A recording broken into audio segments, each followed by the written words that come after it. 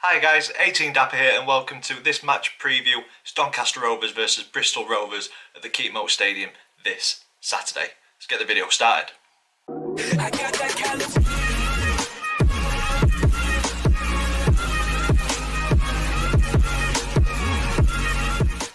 So guys, welcome to this match preview, Doncaster Rovers versus Bristol Rovers. If you're an existing subscriber, welcome back. If you're new to the channel, this is a format that we go through match previews. We look at the previous meetings between the two clubs, current form for both clubs. I look at a bit of player focus for Doncaster Rovers. We take a quick look at the opponent, in this case Bristol Rovers, and then there's a Family Predictions League and my score prediction at the very end. If you are new, don't forget to like, comment and subscribe and help us on the way to 2,000 subscribers. Come on, we can do it. So starting with previous meetings, the two clubs have met many times in their history. Doncaster Rovers have come out on top 20 times. Bristol Rovers have gone away with the spoils on 17 occasions, and we've shared the points on 6 occasions. The last 5 games look very nice from a Doncaster Rovers point of view. 4 wins out of 5 and some big score lines there as well. 4-0, 4-1 and then 2-0 victories last season in the 2019-2020 season. So the omens look good for Doncaster Rovers. Hopefully we can do it again this Saturday. Current form also looks in Doncaster Rovers' favour, with 3 wins out of 5, 1 draw and 1 defeat, whereas Bristol Rovers have 1 win, 2 defeats and 2 draws in their last 5 outings. In the league, we've drawn 1 and won last week at Charlton. Bristol Rovers drawn 1 and a defeat last week to Ipswich. We're both out of the Carabao Cup, and the EFL Trophy we started with a win. Bristol Rovers started with a draw and were beaten on penalties, I believe. Bristol Rovers, they have started the season with a draw and a defeat against tough opposition Sunderland and Ipswich, so maybe a little bit harsh to judge them on their first 2 games. But the last time out against Ipswich, they looked to be managing the game without kind of testing Ipswich at all. But Bristol Rovers crumbled in the last 10 minutes and ended up shipping 2 goals and losing the game 2-0.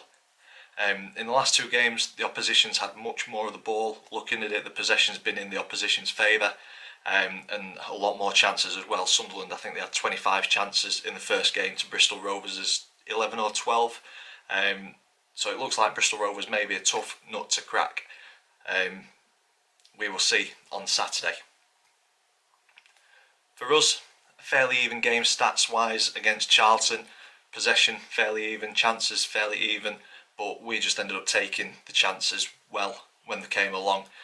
We were up 3-0 and then a Connor Washington header kind of gave Charlton a bit more of a renewed energy, but couldn't really muster anything up to get back into the game fully. So came away with a very good win there at the Valley. Bristol Rovers, as I mentioned, seemingly they're looking to shut opponents out and be tough to break down. So I'm looking forward to seeing what our forwards and our attacking options capabilities are this weekend in terms of breaking a tough Bristol Rovers defence down. Ray Tulloch, one of our attacking options, is not in contention this weekend after pulling his hamstring in the Charlton game.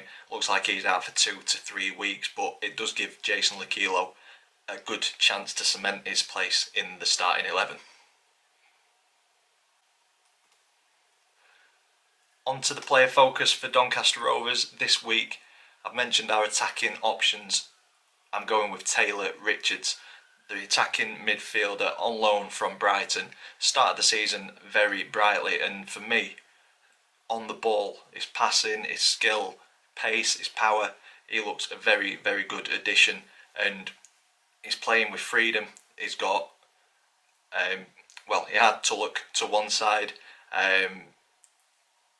and I just think he's got that freedom to play, and we're starting to see him kind of link up with Whiteman behind him, playing in Taylor as well, and he's got that vision in the first game against MK Dons, he showed his defensive capabilities as well, with the run back and the block near the end of the first half. So this guy looks to have a lot in his locker, and I'm looking forward to seeing more of Taylor Richards as the season goes on. On to the opponent, Bristol Rovers, founded in 1883. The manager, Ben Garner. Don't really know too much about him. Bristol Rovers fans, in the comments down below, let us know what your thoughts are on your gaffer. Is he going to get the chance to kind of build a squad? Has he already had that chance? And is this season kind of a make or break? I'm not too sure. Never claimed to be an expert on any team, not even Doncaster Rovers, so it'd be nice to hear your thoughts in the comments down below on how you think this game's going to play out, on your manager as well.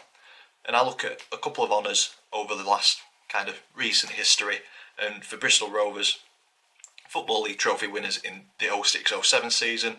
2007 was a good year, League 2 playoff winners as well, and then in 2015, conference playoff winners. Didn't realise until I did a little bit of research how recent it was that Bristol Rovers were in the conference, so potentially punching above the weight in League 1, not too sure. Once again, let me know in the comments down below. But for me, the one to watch for Bristol Rovers this Saturday is Luke McCormick, just signed on loan from Chelsea, and is a young midfielder. He's got attacking flair, he can create something from nothing from what I've seen, and he's also got an eye for goal. So I think if we can shut him out this week, stop him creating chances, stop him getting anywhere near the goal, we're in with a good chance of taking away the 3 points. And that brings me on to the predictions league table. It's not looking good for me, so I wouldn't kind of listen to this prediction too much. So the predictions league table, Dad's doing well, he's got 2 points. The way we work this is the prediction, if we get the scoreline correct, it's 3 points. If we get the outcome correct but not the scoreline, it's 1 point. If we get it incorrect, it is no point. So as you can see, I sit rock bottom. I have got neither of our 2 games this season correct so far, not even the outcome, whereas Chris and Max went for 2-0 victories Chris and Dad went for 2-0 victories against Charlton, so they get 1 point each. Max was very, very close. He went with a 3-2 win, but that got him the points and not the 3. So I've got some catching up to do, but there's plenty of time to go yet. Hopefully this gets me off of the mark.